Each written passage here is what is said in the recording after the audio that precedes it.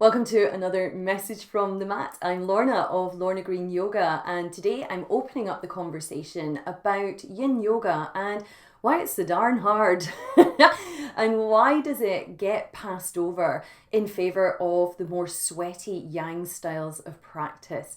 I would love you to come and join the conversation today.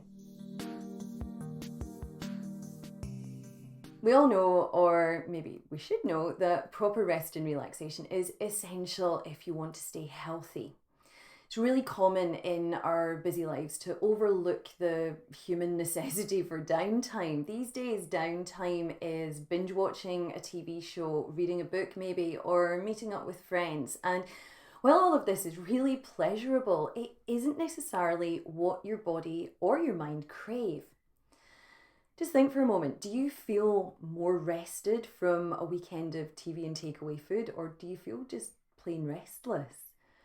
As a species, we're actually kind of like computers. Occasionally, we need to be switched off and on again in order to reboot, recharge, and reset our systems. You don't do a full system reset in sleep mode, right? Yin yoga is the space where I can access what I like to call true rest. Yin is the simpler, quieter sibling of hot, sweaty yang styles of practice. Yin's where you get to stretch out and feel your way into the spaces of your body and your mind. And that, in my opinion, is what makes it so darn hard. Have you ever tried to sit and meditate for maybe just 10 minutes? Your body feels squirmy, your mind is jumping from place to place, and eventually you think to yourself, that must be 10 minutes by now. You open one eye, you take a peek at the clock, only to realize that your peaceful Zen moment lasted a whole 2 minutes and 53 seconds. Embracing stillness takes practice. Narrowing your focus to body and breath is no mean feat. You're hearing all that your body wants to tell you while your mind is screaming in the background. This is boring. This is not yoga. We need to move.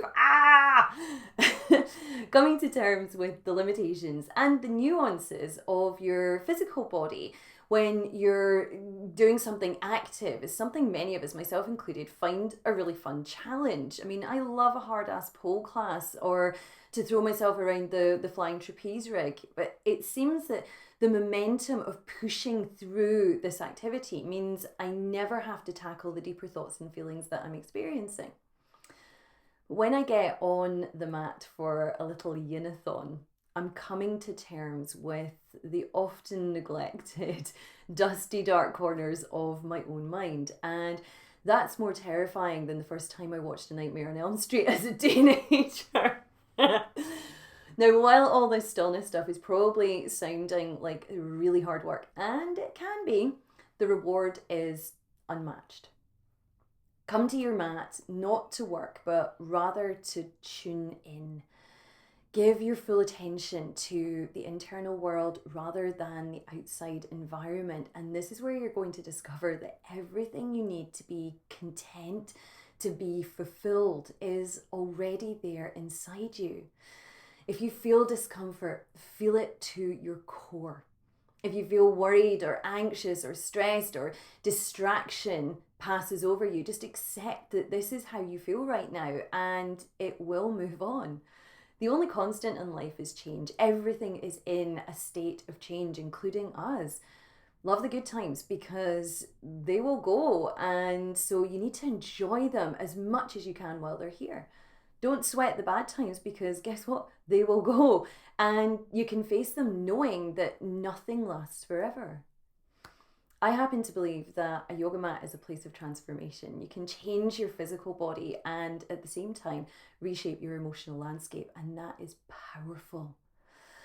Learning to surrender and accept whatever is happening in a given moment is an incredible gift, and it's also hellish hard.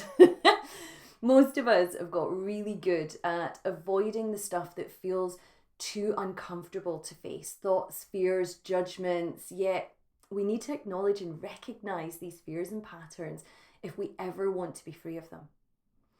When I allow myself the space and the time to slow down, to give myself permission to feel all the feelings and to accept them, I always walk away from my practice with a sense that I'm more complete, more able to handle life.